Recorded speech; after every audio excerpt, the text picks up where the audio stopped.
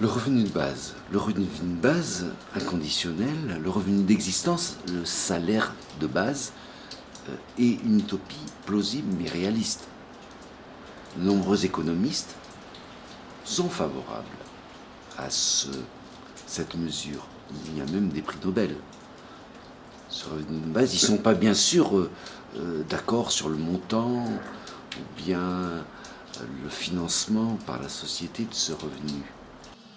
Avec, comme en France, un taux de chômage proche des 10%, la Finlande cherche des solutions pour préserver sa protection sociale, devenue complexe et coûteuse. C'est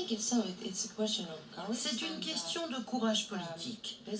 Nous débattons sur le revenu de base depuis longtemps. Il est temps d'agir et d'essayer.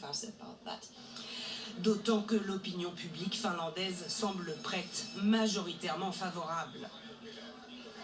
C'est tout de même mieux de travailler un peu et de garder l'argent en plus. Je pense que c'est une très bonne idée, à condition qu'on ne nous retire rien de l'autre main. C'est un revenu qui concernera tout citoyen de la France, quelles que soient ses ressources. Et c'est cumulable avec les autres revenus. Mais il y a des opposants, les syndicats en tête. Pour eux, la facture est trop lourde. Le risque, c'est que les gens aient moins envie de travailler. Bien sûr, le revenu minimum peut simplifier notre système en réduisant le nombre d'aides. Mais avec ce dispositif, les dépenses explosent. Un argument dépassé, selon ce chercheur, militant du revenu de base. Les dépenses sociales sont déjà énormes, un quart du budget de l'État. Ne pas être employé à temps plein, en CDI, ce sera ça la nouvelle norme. Le revenu de base est une des pistes pour permettre à la société de sécuriser le parcours de chacun. Pour moi, la société doit plus être une société basée sur la consommation à outrance, le productivisme.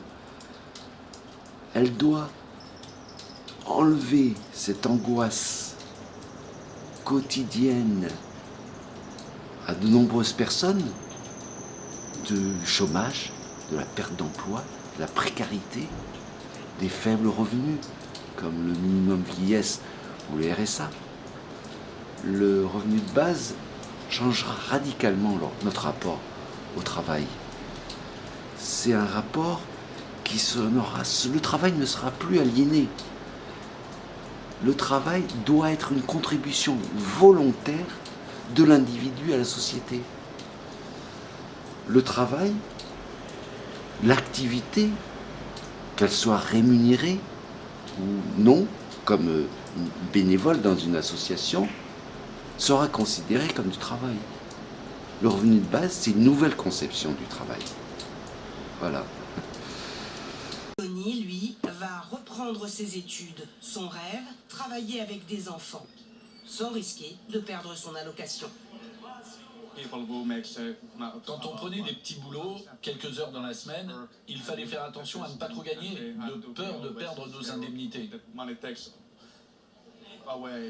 Pionnière en matière sociale, la Finlande est la première à tester le revenu minimum universel et elle devient ainsi le laboratoire de l'Europe. Plusieurs pays s'intéressent de près à cette expérience qui devrait durer 2 ans.